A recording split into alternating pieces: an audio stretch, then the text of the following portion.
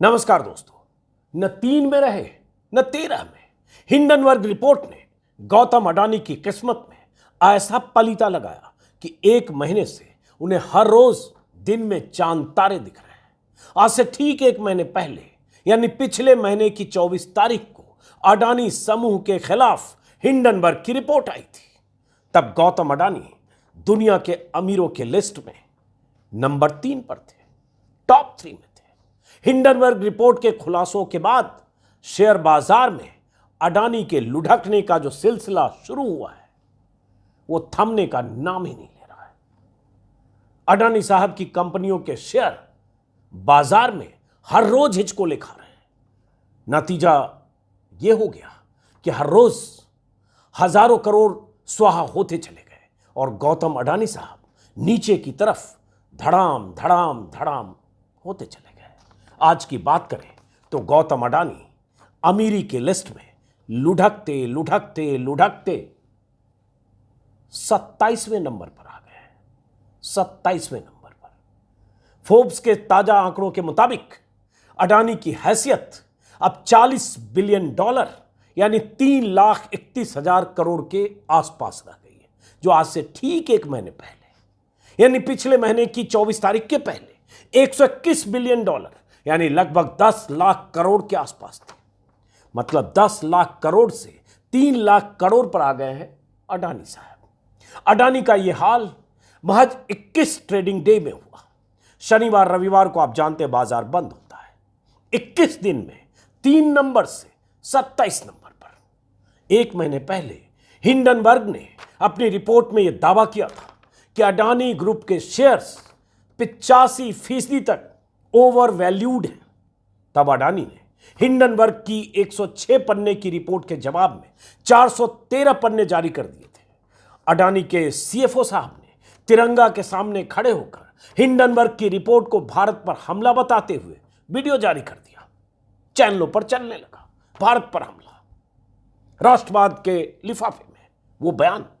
बाजार ने न तो 413 पन्नों के जवाब पर भरोसा किया, न सीएफओ की बातों पर भरोसा किया। हिंडनबर्ग के खुलासों ने अडानी के पैरों के नीचे से जमीन खींचने का ऐसा माहौल बना दिया कि हर रोज बाजार खुलने और बंद होने के बीच हजारों करोड़ स्वाहा होने का सिलसिला जो शुरू हुआ आज तक जारी है। हालत यह है कि अडानी के कई शेयर 80 से 85% तक गिर चुके हैं। मतलब हिंडनबर्ग ने 1 महीने पहले जो कीमत बताई थी, अडानी के कई शेयर गिरते गिरते लगभग वहां तक पहुंच गए। वही मैं आपको बताने वाला हूं। आज के आंकड़ों पर गौर करें तो अडानी की 3 कंपनियों ने आज भी लोअर सर्किट थामा है। कुछ और जानकारियां दूं उससे पहले जरा आज का हाल समझ लीजिए और क्या हुआ है 1 महीने में। आज बाजार में अडानी के कई शेयर 10 में से 3 शेयर लोअर सर्किट 5% टच किया। अडानी टोटल गैस 5% टूटा। इसी तरह से अडानी ट्रांसमिशन 5%, लगभग 4.9%। ये मैं बाजार बंद होने के ठीक वक्त के आंकड़े आपको बता रहा हूँ। इसी तरह से अडानी एनर्जी, ग्रीन एनर्जी 5%।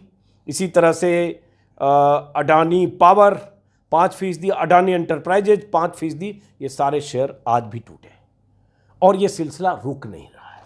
और अगर इसको इस तरह से समझें कि 1 महीने में क्या हुआ, 1 महीने में अडानी की कंपनियों की गिरावट का एक आंकड़ा आप देखिए। अडानी ग्रुप के शेयर का जो की गिरावट है दैनिक हिंदुस्तान के ग्राफिक्स के हवाले से, अडानी टोटल गैस 81% 1 महीने में। अडानी ग्रीन एनर्जी 75% 1 महीने में। अडानी ट्रांसमिशन 74% 1 महीने में। 74% अडानी ट्रांसमिशन। अडानी एंटरप्राइजेज 61%, बहुत जलवा था इस शेयर का, 61% टूटा है। Adani power 46%, Adani Wilmer 36%, Adani port 27%, ACC limited 26%, Ambuja cement 32% और वो एनडीटीवी जो ताजा अडानी साहब ने एक्वायर किया था 30%। ये आज सुबह तक के आंकड़े हैं। शाम को शेयर बंद होते होते ये थोड़ा और इसमें कम ही हुआ होगा, टूटन और बढ़ी है। ये स्थिति अडानी साहब के शेयरों की है और बाजार में अडानी साहब की हैसियत इससे क्या हुई मैंने आपको बताया। हर रोज अडानी की कंपनियों का शेयर का यह हाल तब हो रहा है जब कई बैंक गौतम अडानी के साथ खड़े होने का ऐलान कर चुके हैं, सार्वजनिक तौर पर सामने आकर बयान देकर। ऐसे जैसे पीछे से कहा गया हो कि सब मिलकर अडानी को सपोर्ट करो ताकि बाजार में पॉजिटिव माहौल बने। सरकार का पूरा तंत्र अडानी को बचाने में लगा है। मोदी जी अडानी पर कुछ न बोलने का संकल्प ले चुके हैं। संसद सत्र के साथ ही विपक्ष की गूंजती आवाजें बंद हो गई हैं। ज्यादातर अखबारों में अडानी के कंपनियों की चूल्हे हिलने वाली खबरें छपनी बंद हो गई है। मुख्य धारा के चापलूस चैनल 17-18 दिन पहले ही अडानी क्राइसिस इज ओवर की मुनादी कर चुके हैं। कुछ ऐसे The Adani crisis is over. My hashtag tonight is Adani storm ends. The Adani crisis is over. My hashtag tonight is Adani storm ends. The Adani crisis is over. अपने channel के studio से अर्नब गोस्वामी जैसों ने 6 फरवरी को ही Adani crisis is over का ऐलान कर दिया था। और चिप वाले चौधरी जानते ही होंगे आप, चिप वाले चौधरी सुधीर चौधरी, उन्होंने भी राष्ट्र के नाम संदेश में ब्लैक ज्यादा व्हाइट कम जैसे अपने शो में, इसका नाम मैं ऐसे ही कहता हूं, अपने शो में अडानी संकट के खत्म होने की मुनादी कर दी थी। मोदी के मंत्रियों ने तो ऐसे बयान देकर लीपा पोती करने की लगातार कोशिश की। इन सब के बाद भी न तो अडानी के लुढ़कने का सिलसिला थम रहा है, न ही अडानी की कंपनियों के शेयर का बाजार में धराशायी होना थम रहा है।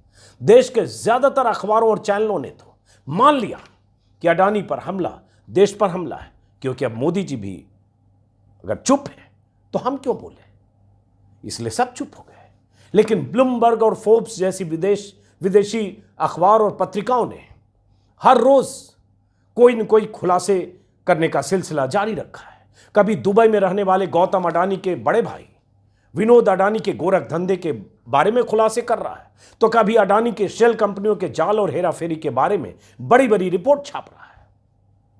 उस रिपोर्ट के असर से गौतम भाई गुजरात के लोगों को ऐसा बोला जाता है, गौतम भाई को बचाने के लिए यहां के मीडिया संस्थान उन खबरों को दबा रहे हैं।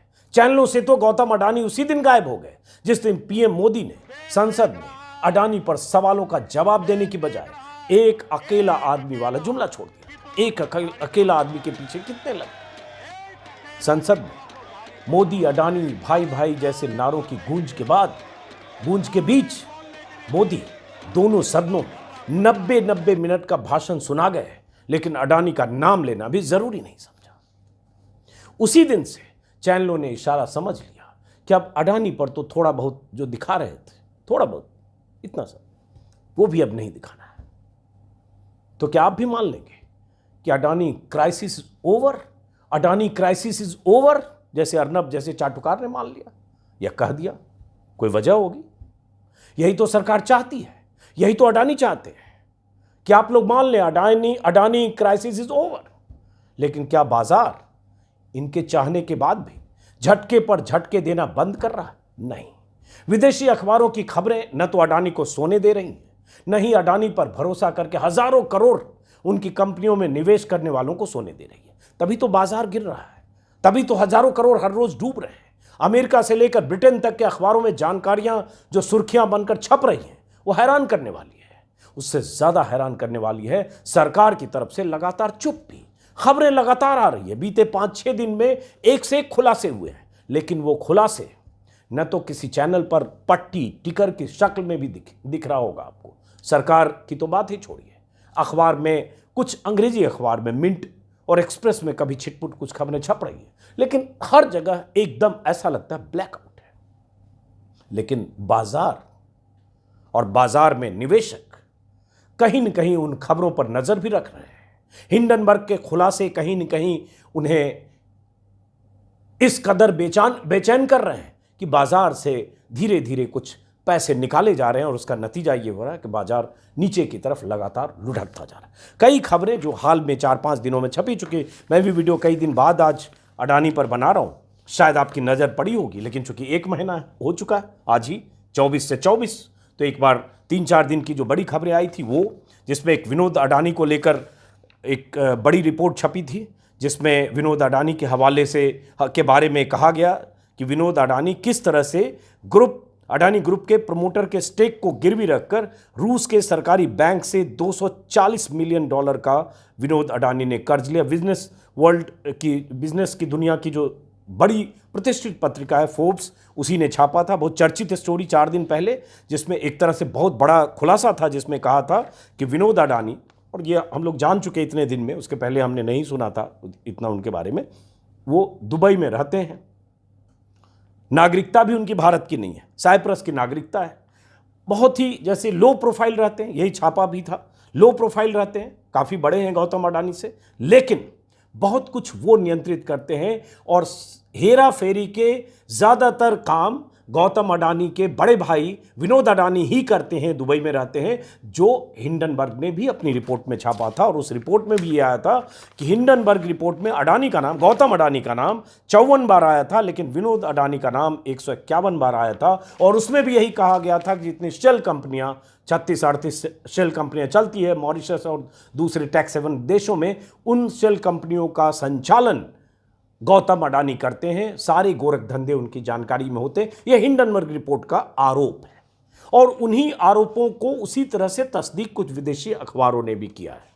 तो बाहर जो चीज़ें छप रही है वो यहाँ आ नहीं रही है। उसी में ये थोड़ी उनके बारे में जानकारी है, जिसमें बताया गया कि फोर्ब्स का ये भी आरोप है कि गौतम अडानी ग्रुप से जुड़ी ऑफशोर कंपनियों के केंद्र में विनोद अडानी है और विनोद अडानी पर फर्जी कंपनी चलाने का आरोप है। उसमें ये भी दावा है कि विनोद अडानी की कंपनी का एड्रेस, काम और वहां काम करने वाले वर्कर्स के बारे में कोई जानकारी स्पष्ट तौर पर किसी को नहीं पता। हिंडनबर्ग रिपोर्ट के मुताबिक कई सरकारी एजेंसियां विनोद अडानी की जांच कर रही है, उनके खिलाफ विदेश में फर्जी कंपनी चलाने, उन कंपनियों से अरबों डॉलर कमाने और उन पैसों को अडानी ग्रुप में लगाकर ग्रुप की कंपनियों के शेयर के भाव बढ़ाने के आरोप हैं।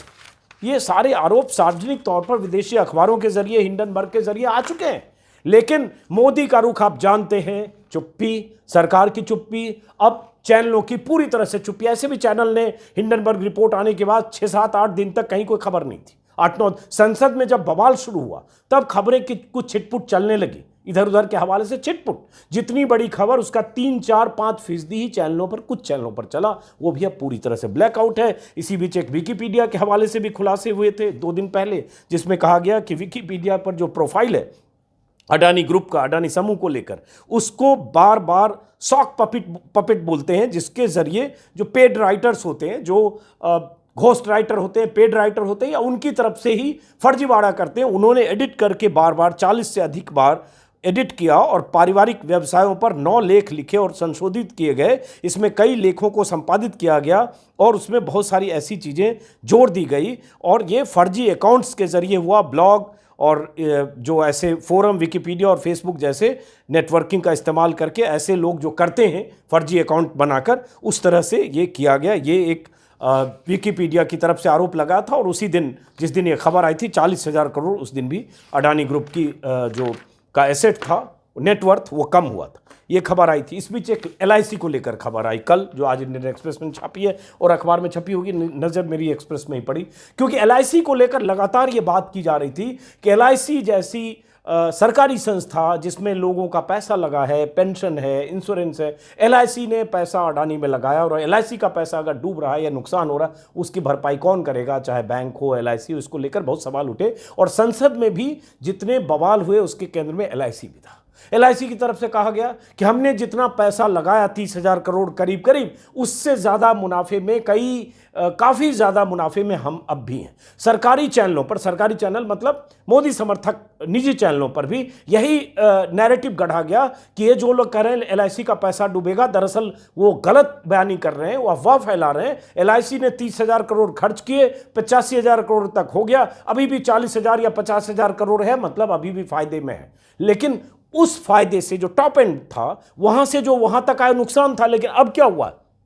अब जो खबर आई है, जो इंडियन एक्सप्रेस की लीड पहले पन्ने पर है, first time value of LIC holding in Adani companies drops below purchase price. जितने में LIC ने निवेश किया उससे नीचे 11% नीचे LIC के निवेश की रकम हो चुकी। तो मतलब LIC को लॉस हो चुका, 11% नीचे LIC आ चुका, जो LIC मुनाफे में 2 गुने से ज्यादा था, तो एक बहुत बड़ी बात है। लेकिन ये कहीं जिन चैनलों ने मान लिया था कि किसी को LIC को नुकसान नहीं है, अगर LIC को झटका लगा और LIC 85,000 करोड़ तक LIC का निवेश पहुंच गया था 30-31 हजार से, अगर वो आज 30,000 से नीचे गया तो 50,000 करोड़ नुकसान तो हुआ भाई। उसी प्रॉफिट में से LIC जो पैसे कमाती है वही तो लोगों को देती है, इन्वेस्टर्स को, निवेशकों को, पेंशनर को, और जिस भी तरह के इंश्योरेंस होते हैं, तमाम तरह के इंश्योरेंस LIC में लोग कराते हैं। और हर आदमी, जो देश का बहुत बड़ा तबका आज भी LIC को बहुत सुरक्षित मानते हुए कई तरह के निवेश, 100-100 रुपये, 400-400 रुपये, 1,000-500 रुपये महीने वाले भी लोग निवेश करते हैं। अब उसमें LIC को काफ़ी घाटा हुआ है। जो जानकारी है उसके मुताबिक LIC का जो निवेश था वो 11% लगभग नीचे आ चुका। तो एक तो ये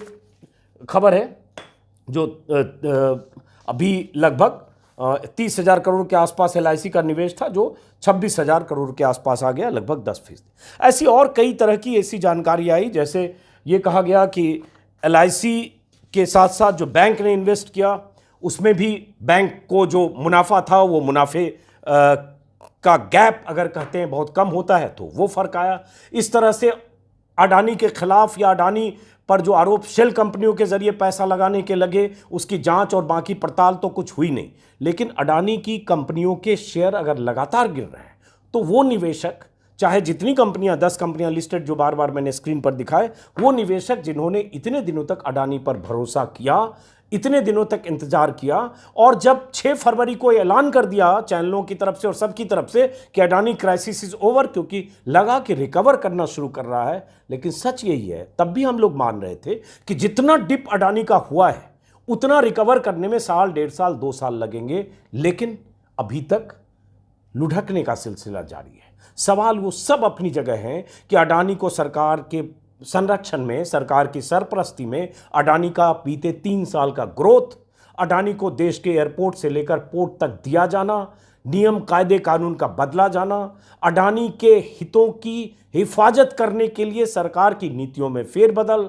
बांग्लादेश में जिस ढंग से पावर प्रोजेक्ट मिला वो, श्रीलंका में जिस ढंग से प्रोजेक्ट मिला वो, उन प्रोजेक्ट्स में प्रधानमंत्री मोदी की सिफारिश का मायने रखना, इन सब को लेकर कई बार वीडियो मैं भी बना चुका हूं, इसलिए उन बातों को बहुत रिपीट करने का कोई मतलब नहीं है। फिलहाल चूंकि 1 महीने हो गए, इसलिए इस उम्मीद में, क्योंकि अडानी डूबे या अडानी की कंपनियां लॉस में जाए, पैसा निवेशक का, चाहे LIC में, चाहे SBI में, चाहे जिस भी तरह से जो निवेशक है, बड़े को छोड़ दीजिए, बड़े निवेशक के, बाकी जो छोटे निवेशक हैं उनका ही डूबता है। इसलिए फिलहाल इस उम्मीद में कि शायद वो वक्त कभी आएगा जब ये लुढ़कने का सिलसिला थमेगा, लेकिन रिकवर होने में साल, 2 साल, 2.5 साल भी लग सकते हैं, ऐसा बहुत सारे लोगों का मानना है।